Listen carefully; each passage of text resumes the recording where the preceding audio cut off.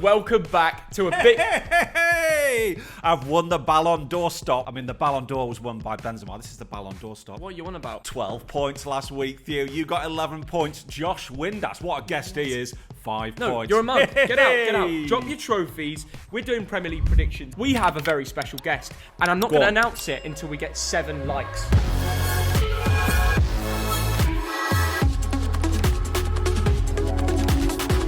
Brighton and Hove Albion against Nottingham Forest, 7th against 20th, Theo. Two teams who lost last week, but Brighton, how did they lose to Brentford? More shots, more passes, more possession, but they lost. De Zerbi dominated, but he's yet to find the final product of what he wants out of that team. It's left off from a really good performing Graham Potter side. It's very different to translate what he wants in the middle of the season, you know? It is slipping a bit, isn't it, Theo? But surely you've got to beat Forest at home. This is a must-win match for Brighton. There is no excuses when you play Forest at home. It doesn't get easier than this. Nottingham Forest, I think the goal difference is -16. 1 win all season. It's looking a bit bleak. And that's when I come in and say, on a cold Tuesday night along the south coast, Steve Cooper digs deep and finds a big 1-0 away win along the south coast. Prank. No. Is Jeremy Beadle about? Come on, Theo, don't mess around here. People will laugh at me, but Forest will win this 1-0. Wow. The odds are against me. The people, the comments, I know. Just trust the process here. Forest fans, turn up in away numbers. Believe in me. Common Thogden L, I think, Theo. No, that's not the thing at the moment. I'm going to go for a Brighton home win 1-0. I think it will be low scoring. I mean, Forest, despite all those defeats, Theo, it's often very close, isn't it? Yeah, De Zerbi hasn't found the team that he wants to play with. I think Forest will compromise on that. But let's go over to someone who vouches for himself in being the best predictor in Premier League and Championship football. Yes, he's a QPR fan. It's Mr. Tactics, James ALLCOTT. Hello, people of the Thogden universe. I hope you're all doing very well. Lots of Premier League action. I'm not going to mess about. I'm going to get straight into it. But by the way, there's loads of you over there on the Thogden channel. If you do fancy coming over to the James Lawrence ALLCOTT channel and hitting the subscribe button, feel free to do so. Brighton were actually very good against Brentford on Friday night, but they just can't get the goals. At home, I expect them to turn it on. I'm going to go for comfortable 2-0 victory, yeah. Crystal Palace against Wolverhampton Wanderers. It's 13th against 17th. Two teams languishing in the bottom half of the table. Now, Crystal Palace, they are not a bad point away at Leicester, but they need wins, don't they? No, 10 points in 9 games is not how Vieira would have wanted to start the season. However, this is a must-win for them. When you're at home to Wolves, and Wolves are struggling to score at the moment, they're going for a difficult patch. They've still not announced their new manager yet. The Eagles must compromise with 3 points. Last week, Wolves did get a win against Nottingham Forest. A Ruben Neves penalty was the difference, but 4 goals all season. You can't stay up if you score 4 goals in 9 or 10 games. You're right. They will be fighting out a relegation battle. That is correct, Theo. In a team, you cannot have this uncertainty. And for that reason, Crystal Palace, for me, should be higher in the league. They will be higher in the league come the end of the season. This is going to be a 1-0 win. Crystal Palace have 3 games coming up, which could be 9 points. They're good enough to do that. They've backed themselves.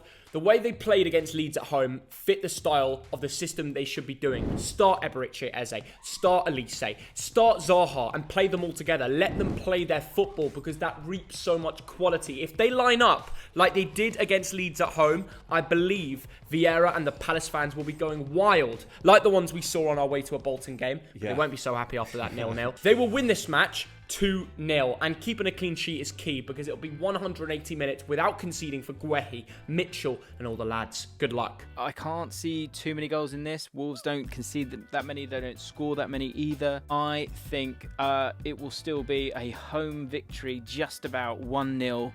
Zaha. Bournemouth against Southampton, 10th against 18th. This is going to be a right South Coast tussle, isn't it? There's going to be proper naughty. Proper naughty and moody. Bournemouth recently, Solanke has gone from memes to dreams. How good are his performances recently? Memes to dreams. I like that one. I tell you what, Bournemouth away at Fulham looked really good, didn't they, Theo? They did, and I expected Fulham to come away with 3 points, and you don't often see a Thogden common L. Bournemouth will come away with a win here. They'll bring it back to their home ground, and I have full confidence that Southampton will bottle. They're not in the perfect situation right now with their manager, and I think Gary O'Neill, the Bournemouth gaffer who's come in, it's a perfect example of you don't need the big names in football to grind out wins in the Premier League. Sometimes you can find hidden talents, and I think they have one in that Bolton legend. It was only 3 years ago I was watching him in a Bolton shirt. As a player, unbelievable story. But then there's the other side of the spectrum. Hasenhüttl, I believe, gets sacked if he loses to Bournemouth. And my prediction is 2-1. Solanke to score FPL points. Wow, Bournemouth are in a rich vein of form at the moment. I think it's 6 games unbeaten. Southampton, it is the opposite, isn't it, Theo? Awful. So this has to be a home win. It's going to be, there's a passionate but small crowd, isn't there, at A Bournemouth? South Coast sacking after this 90 minutes. I'm going to go 2-1 Bournemouth, Theo. We agree. Over to James. Back in Bournemouth this year, they're giving us all hope. I think they'll keep it going. This is one which actually they'll probably look at and think we can get a win here. That could be dangerous in itself, but the crowd will be behind them. They'll pinch it 2-1. Liverpool in 8th against West Ham in 12th. Both teams would expect to be higher, but we've got to talk about Mo Salah and that incredible game against Man City. Yeah, spot on. And a lot of the Scousers don't like me, but I did say I could see an outcome where Liverpool beat City, and they did just that. I predicted a draw, but I know Liverpool were going to turn around their form, and Mo Salah was perfect with his touch and his goal. Cancelo, where are you, mate? Virgil van Dijk, the rest of the Liverpool defence, Robertson, first big game performance this season, Trent, everybody back to their best, and this could be the start of a momentum shift at Anfield where they consistently start to win games. I'm backing Liverpool to win 2-0, and here we go, Darwin Núñez will score. Wow, Theo, that Liverpool City game was incredible to watch, and ironically, it's because of the bad refereeing, Theo. The referee just kept it going. He ignored fouls, but it made for a great spectacle. West Ham, on the other hand, boring. 1-1 draw to Southampton. Hasenhüttl didn't get sacked. West Ham will be happy, but obviously they want more than just a point against a beaten down Saints team. And I'm sorry, for the first time in 5 games, I don't think West Ham will score. Well, let me say something nice about West Ham, Theo. 7 points out of the last possible 9. Declan Rice, what a brilliant goal it was against Southampton. Yeah. But, Theo, you can't bet against Liverpool at Anfield. I'm going 2-1 to Liverpool. Here's the problem. Against the Saints, they dominated possession. 61%, I believe. Lots of shot attempts, nearly 20. Yeah. But how many shots on goal? Only 4. And that isn't generating enough moments to win off games. Could be a shock here. I wonder if it's taken a bit out of them, that Man City game on a Sunday. Obviously, West Ham played as well. West Ham to sneak a draw here. 1-1. Brentford against Chelsea, 9th against 4th. It's another London derby. And both of these teams, Theo, won 2-0 last week. And I tell you what, the 2 best players I thought for these 2 teams were the goalkeepers. Raya and Kepa were astonishing. It's amazing that Potter has turned around Kepa's career. I remember being at a Chelsea Champions League match in Madrid late on last season, and Kepa was having meetings. We were staying at the same hotel, Yes. Eurostars Hotel Madrid. Chelsea players were there. Kepa was meeting his agent and talking about potential clubs in Spain that he could go to. Now he's starting for Chelsea and he's the main man. First of all, with Kepa, that shows amazing courage, doesn't it? Amazing strength of character. I mean, Mendy, well, he's just going to have to sit and wait. He's not when good enough. Kepa is playing that well. Yeah. I always thought Mendy was a good buy, but not a great keeper. But can we talk about Graham Potter's turnaround of Mason Mount's recent form? It's special. He has been a special player for as long as I've known him, Theo. But the yes, last 2 games to get over 4 contributions, that's just astonishing. It's West London. It could go either way. Brentford smashed it against Brighton. They were clinical with their chances. Ivan Toney scored. Which way is it going? Well, I'll tell you what, that Ivan Toney backheel was a superb goal, Great wasn't finish. it? You go first. It's on the counter-attack. That's the thing. Brentford can beat anyone on the counter. However, it's one step too far against the Blue Boys. Potter's Blues can go anywhere. They can go to Milan and come back with a easy 3 points. They can easily walk down. They could probably get the bus to the community stadium and come back with 3 points. I'm backing Mason Mount to score 1, but I also fancy Cucurella. Wow, that is an enormous shout, Theo. Chelsea have won 4 in a row. I think they'll make it 5. I'm going 2-1 to Chelsea. I can already see the beef between Ivan Toney and someone in the Chelsea team. It's going to happen. It's going to kick off. Chelsea look a bit dodgy at the back and have a few injuries there as well. Toney could get himself a goal. And the old roar in a West London derby, although Brentford, of course, is in Middlesex. I think this will end up... I think Chelsea still have a little bit too much because Potter, it's essentially Brighton from Friday, but on a Wednesday with better players. So Chelsea to win this one, 3-1. Newcastle United against Everton, 6th against 14th, Theo. Newcastle are the draw specialists of the league. Do you think this will be another draw? It easily could be. After Frank lost 2-0 to Tottenham, he's not showing me a convincingly high amount of chances. And to get a point at Old Trafford is also a good result. It is, Theo. Now, Everton have got the capacity to frustrate, haven't they, Theo? These are two good defences taking each other on. I'm thinking a low-scoring game. They've had to play with the likes of Jacob Murphy, Almiron starting. The front three hasn't been the most lethal out there. So to pick up 4 points from their last 180 minutes is actually pretty impressive from the boys in the North East. I think they'll come away with a big win. And it's all going to be down to Kieran Trippier. I think Trippier, from now till Qatar, is going to drop masterclass after masterclass. Everton look good. And overall this season, they've not been good over the last couple of games, but I believe in Frank. So I'm going to go for a tight 2-1 to the Geordies. What do you think? I think that Everton had no shots on target in their last game against Tottenham That's not Hotspur. good enough, yeah. I think Newcastle, I think St James's Park is a difficult place to go to. I'm thinking a narrow win for the Geordies, 1-0. Injuries to Isaac, they've got injuries to Alison Maximum. Big problems there, which is going to make it harder for them to score goals. This one could be tight. I'm going to go with a 1-0 victory to Newcastle. Manchester United against Tottenham Hotspur, 5th against 3rd. It's the battle of the billionaires, isn't it, Theo? Two massive clubs facing off. Now, Man United, their first draw of the season against Newcastle, it was 0-0. I have no idea how. Cristiano, was he unlucky? He was very unfortunate not to get that goal where he robbed the free kick. If There was a touch there. Here's the problem. From the video I saw, I wasn't at the match. I can't explain what exactly is going on. You need to look at two sides of the story to every situation. Manchester United had given away a free kick. Newcastle had taken it. Someone had touched the ball. Maybe they were moving it to the spot where they were about to take it on. Either way, Ronaldo saw this, took the ball and kicked into the back of the net off when celebrating. The referee stopped it. Maybe that's because one of the Geordies moved the ball back to...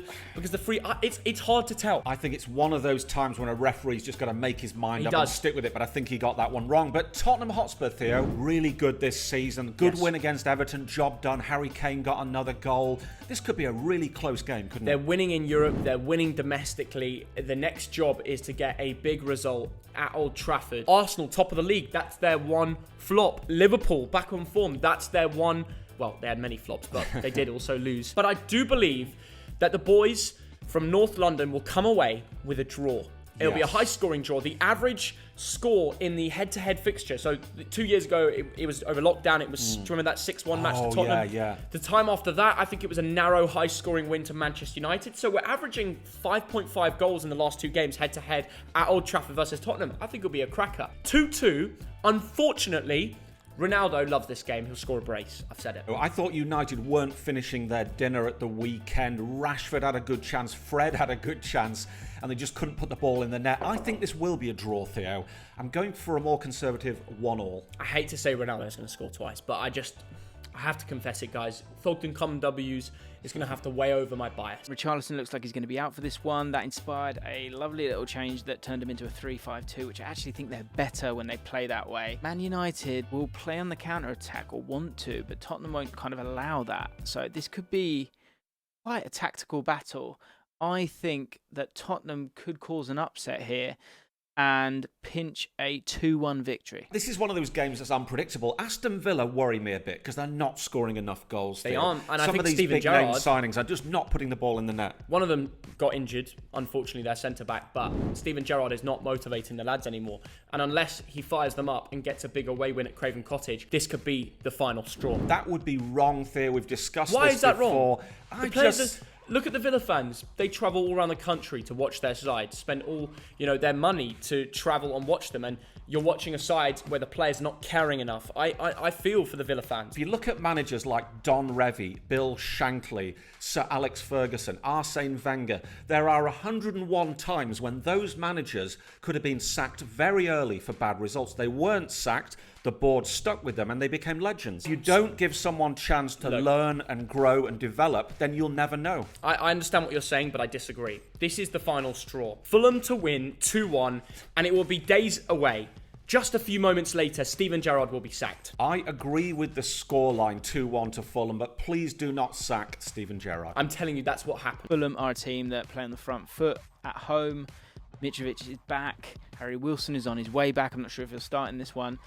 This could be the one. I think this could be ugly. I think this could be A 2-0 victory for Fulham. And finally, Leicester City in 19th against Leeds United in 15th. And last week, the power went out at Leeds and not paid their bill, had they? Shocking. And since they're chasing a win in the Premier League since August, they didn't want things to go that way. They wanted it to be swimmingly, get on with the game and get the 3 points. Everything's affecting their momentum. It is, Theo. But going back to Leicester, they've had 2 clean sheets in 3 games. Are there signs that they're getting better at the back? Yes, they got a result, but it's not that good. You didn't score in 90 minutes at home. Is this a question of the lack of motivation from Brendan Rodgers? I feel like we come on here every week and we say, why is Brendan not getting sacked? Let's give him a chance, an opportunity to turn his form around. I get the feeling Leicester City might be up for sale.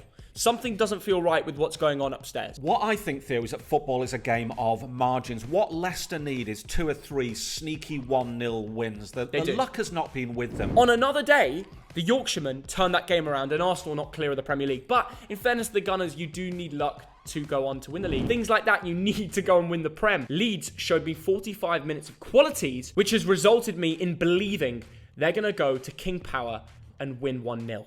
Wow, Theo, they will win 1-0. Very confident. Bamford to score 1-0. I am amazed by that. They've got 2 points in the last 5 games, and suddenly you think they're going to win away at Leicester. They haven't won since August, but when Thogden Common W's come in, they steam in. Leeds fans, get rocking in that away end. I just think that Leicester will get a sneaky win. It might be lucky, might be a deflected goal, 1-0 to Leicester. It's boring Thogdad, backing the favourites every time. And you know what happened last week? I'm against the Matrix. A lot of pressure on Brendan Rodgers. Leeds are due a victory. I've got to say that. I think they've been positive, and I think the energy that they provide could be a little bit too much. Sinistera has looked lively. Bamford is...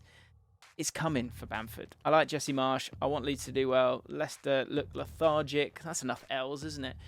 I'm going to go for a Leeds 1-0 victory. And on that bombshell, it's time to end. James ALLCOTT, we will be tracking your predictions. If I beat James, I'm putting that on my CV. Let's prove Thogdad Common L's are a real thing once again. Enjoy your midweek footy. Get your FPL team updated. Make sure you have Crystal Palace defenders. Good night. Bye-bye.